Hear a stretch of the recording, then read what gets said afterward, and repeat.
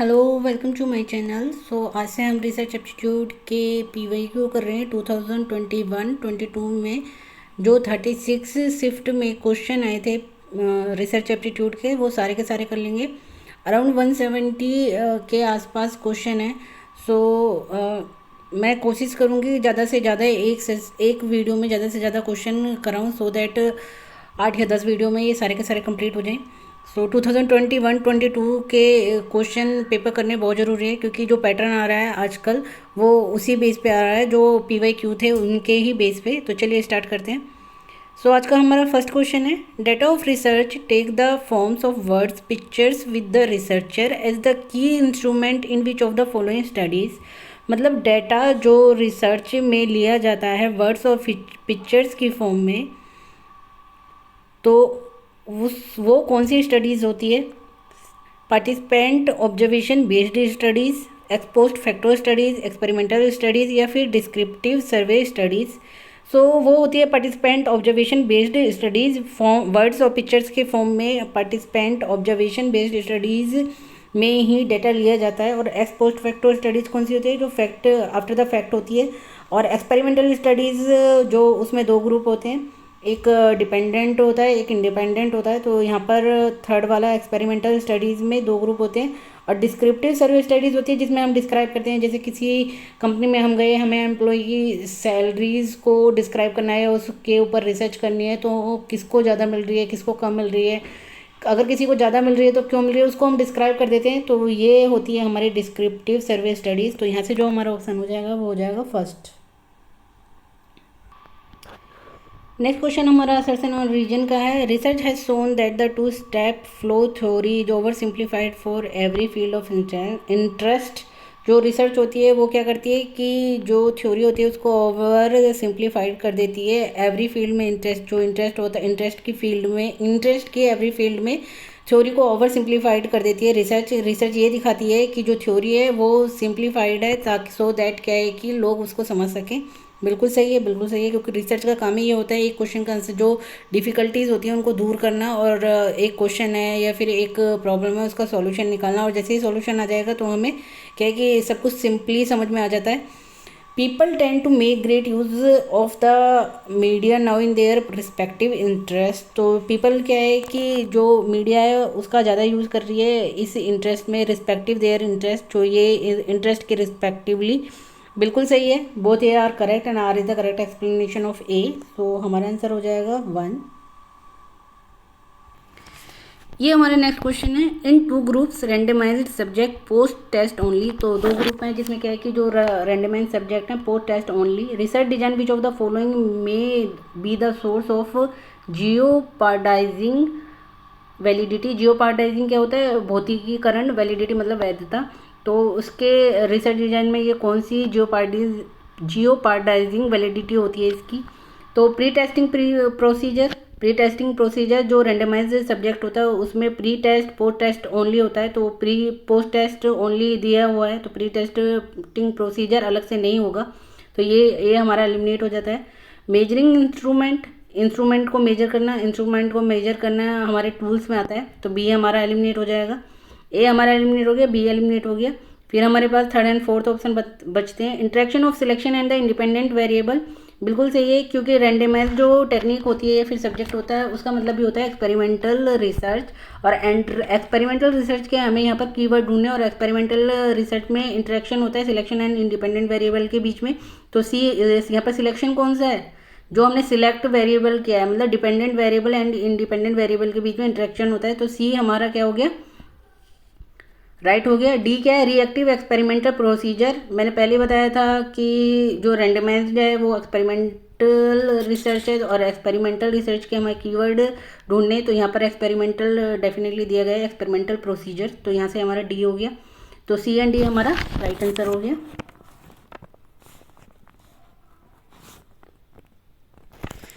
Next question है हमारा, format and style of referencing in thesis writing are enforced with the view to effect observance of formal protocol. तो formal जो protocol होती है उसकी observance effect डालती है थीसिस राइटिंग के फॉर्मेट और स्टाइल पर। बिल्कुल सही है, क्योंकि जो फॉर्मेट और स्टाइल होता है थीसिस राइटिंग का, वो प्रोटोकॉल के अकॉर्डिंग ही होता है। एक प्रॉपर फॉर्मेट और स्टाइल हमें फॉलो करना पड़ता है। अगर हम उस फॉर्मेट और स्टाइल से अलग जाते हैं तो हमारी जो थीसिस होती है वो रिजेक्ट हो जाती है।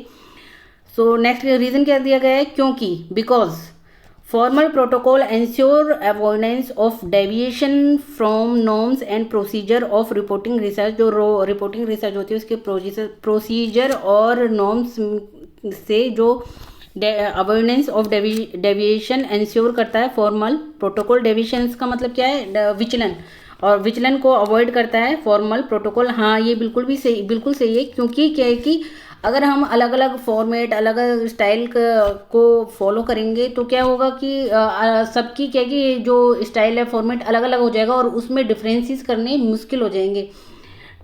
एक चीज़ सेम होती है, सेम फॉर्मेट होता है, सेम स्टाइल होता है, तो उसमें डिफरेंस करना इजी होता है, और अलग अलग फॉर्मेट हो जाए अलग अलग स्टाइल हो जाए तो उसमें डिफरेंस करना मुश्किल हो जाता है, और हम जो हमारा इंस्ट्रक्टर है वो पता नहीं लगा पाएगा कि किसकी थीसिस अच्छी है। तो इस वजह से जो फॉर्मल प्रोटोकॉल होती है वो इंश्योर करती है डेविएशन ऑफ अवॉइडेंस, जो डेविएशन को अवॉइड करने के लिए, ताकि सो दैट रिपोर्ट जो रिसर्च के प्रोसीजर एंड नॉर्म्स है वो सही ढंग से चलते रहें। तो both A R correct and R is the correct explanation of A. So यहाँ से हमारा जो आंसर होगा वो होगा 1। थोड़ा जल्दी कर रही हूँ क्योंकि मुझे ज़्यादा से ज़्यादा क्वेश्चन कराने हैं, सो दैट जल्दी से जल्दी आपके एग्जाम आने से पहले ये research aptitude, teaching aptitude, communication 2021 and 22 के मैं सारे के सारे क्वेश्चन कवर करा दूँ, PYQ जितने भी हैं।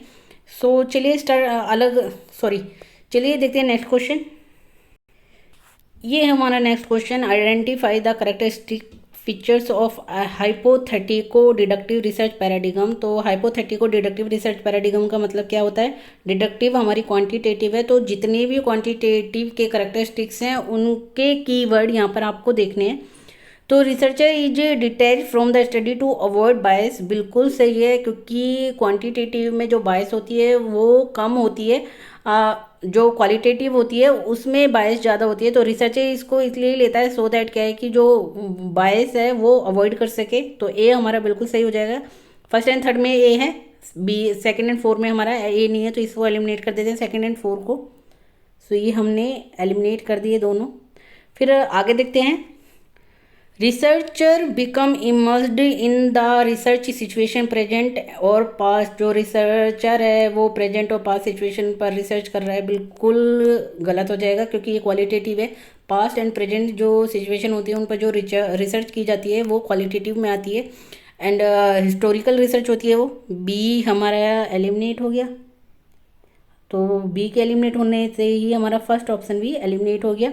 सी देखते हैं, the researcher seeks to establish relationship and explain causes of changes in the major social fact. तो रिसर्च क्या है कि एक रिलेशनशिप एस्टेब्लिश कर रहा है और कॉजेज को एक्सप्लेन कर रहा है, बिल्कुल सही है, क्योंकि क्वांटिटेटिव में रिसर्चर क्या है कि रिलेशनशिप को एस्टेब्लिश करता है और कॉजेज को एक्सप्लेन करता है, तो यहाँ से हमारा सी हो जाएगा।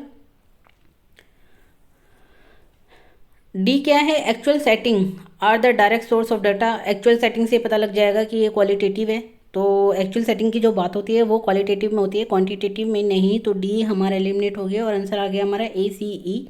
N attempt is made to set up universal context free generalisation. जो यूनिवर्सल कॉन्टेक्स्ट फ्री जनरलाइजेशन होता है वो क्वांटिटेटिव में होता है। यूनिवर्सल कॉन्टेक्स्ट फ्री जनरलाइजेशन कभी भी क्वालिटेटिव में नहीं होता है। जनरलाइजेशन अगर होता है उसमें तो वो यूनिवर्सल कॉन्टेक्स्ट में नहीं होता है, वो सिर्फ जो थोड़ा सा ही एरिया को कवर करता है, लेकिन जो क्वांटिटेटिव है उसमें क्या है कि ब्रॉड एरिया कवर होता है जनरलाइजेशन में। तो थर्ड हमारा सही हो जाएगा। कोशिश कर रही हूँ कि ज़्यादा से ज़्यादा क्वेश्चन करा दूँ। Match research types and goals, यहाँ पर कुछ टाइप्स दिए गए हैं रिसर्च के और गोल्स दिए गए हैं। तो फंडामेंटल रिसर्च में हम क्या करते हैं, नॉलेज को गेन करते हैं, नई नॉलेज बनाते हैं, नई नॉलेज को एनहेंस करते हैं। तो ये हमारी होती है advancing the corpus of knowledge in a field, मतलब जो नॉलेज की फील्ड एक फील्ड में नॉलेज को की कॉर्पस एडवांस करना, नॉलेज को एडवांसिंग करना। तो ए का हमारा क्या हो जाएगा 4, ए का 4 होते ही हमारा आंसर आ गया सेकंड, क्योंकि ये और कहीं है ही नहीं। अप्लाइड रिसर्च में हम क्या करते हैं, एक्सप्लोर करते हैं। एंड क्या है कि जो एस्टेब्लिश थ्योरी है, जो पहले से बनी हुई थ्योरी है, उसको हम अप्लाई करते हैं। तो थर्ड ऑप्शन बिल्कुल सही है, बिल्कुल सही है। Exploring applicability of already established principle, B का थर्ड हो गया। सी का देखते हैं, action of research. Action research में हम क्या करते हैं, amelioration of a given situation, या फिर इम्प्रूव करते हैं हम सिचुएशन में, या फिर कोई भी अगर प्रॉब्लम होगी, इमीडिएट प्रॉब्लम है, उसको हम इम्प्रूव करते हैं। तो यहाँ से हमारा सी का 2 हो गया। डी का 1, evaluating research appraising impact of intervention. तो यहाँ से हमारा डी का क्या हो गया, 1 हो गया। तो ये हमारा सेकेंड ऑप्शन राइट हो गया। ये हमारा नेक्स्ट क्वेश्चन है, research hypothesis can not be directly verified. बिल्कुल सही है, जो रिसर्च हाइपोथेसिस होता है उसको डायरेक्टली वेरीफाइड नहीं कर सकते हैं, उसके लिए हमें नल हाइपोथेसिस की हेल्प लेनी पड़ती है। रीजन देख लेते हैं। नल हाइपोथेसिस इज हेल्पफुल, यहाँ पर वही सेम ही दिया हुआ है। Null hypothesis is helpful in making a claim by the researcher that is her findings are not 42 toys or by chance. जो नल हाइपोथेसिस होता है वो हेल्प करता है क्लेम में रिसर्चर के, and finding are not 42 or by chance. So assertion and reason दोनों सही हैं। एंड रीजन क्या है कि करेक्ट एक्सप्लेनेशन ऑफ असर्शन है। तो फर्स्ट ऑप्शन हमारा राइट हो जाता है। Which of the following belong to the category of true experimental design. तो यहाँ पर एक्सपेरिमेंटल डिज़ाइन की कैटेगरी के लिए कौन सा सही है ये पूछा है। 1 group pre test post test design, तो 2 ग्रुप होते हैं, 1 ग्रुप नहीं होता है। तो यहाँ से हमारा ए तो एलिमिनेट हो गया, ए हो गया एलिमिनेट। तो फर्स्ट ऑप्शन एलिमिनेट हो गया। सेकंड, थर्ड एंड फोर्थ में से हो सकता है 2 group randomise subject post test only design. तो 2 ग्रुप होते हैं, रैंडमाइज सब्जेक्ट हो सकता है और पोस्ट टेस्ट ओनली डिज़ाइन भी हो सकता है। तो बी हो गया। 2 ग्रुप स्टैटिस्टिक डिज़ाइन, तो ये नहीं होता है। सी हमारा एलिमिनेट हो गया, स्टैटिस्टिक डिज़ाइन नहीं आता है एक्सपेरिमेंटल में। फिर है D, randomised group pre test post test design, तो ये होता है। तो डी हो गया। और ऊपर हमने pre test post test design जो एलिमिनेट किया था वो इसलिए किया था क्योंकि वहाँ पर क्या है कि 1 ग्रुप है, 1 ग्रुप नहीं होता है, 2 ग्रुप होते हैं। और नीचे जो डी में ऑप्शन दिया गया है randomise group pre test post test design, यहाँ पर ग्रुप की बात ही नहीं की गई है, रेंडमाइज ग्रुप की बात की गई है। तो इसलिए ये राइट हो जाता है। तो बी एंड डी हमारा राइट हो गया, थर्ड ऑप्शन। यहीं पे मैं ये वीडियो ख़त्म करती हूँ, बिकॉज क्या है कि 12 मिनट की वीडियो होगी और इससे बड़ी वीडियो होगी तो आप भी नहीं देख पाओगे। तो इसलिए मैं नेक्स्ट वीडियो या तो आज शाम को डालूंगी या फिर कल डालूंगी।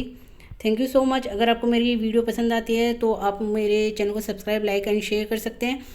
और इस पे मैं 2021 के 2022 के जितने भी अभी रिसेंटली एग्ज़ाम हुए थे सारे के सारे PYQ करा रही हूँ, चाहे वो रिसर्च के हों। पहले हम रिसर्च के करेंगे, फिर उसके बाद टीचिंग एप्टीट्यूड, फिर कम्युनिकेशन, ICT, सारे के सारे कर लेंगे। फिर उसके बाद मैं क्वेश्चन पेपर 2020 के कराऊंगी, या फिर बीच बीच में एक एक क्वेश्चन पेपर 2020 का भी लाती रहूँगी। लेकिन मेरा फर्स्ट टारगेट यही है कि आपको 2021 और 22 के सारे क्वेश्चन करा दूँ।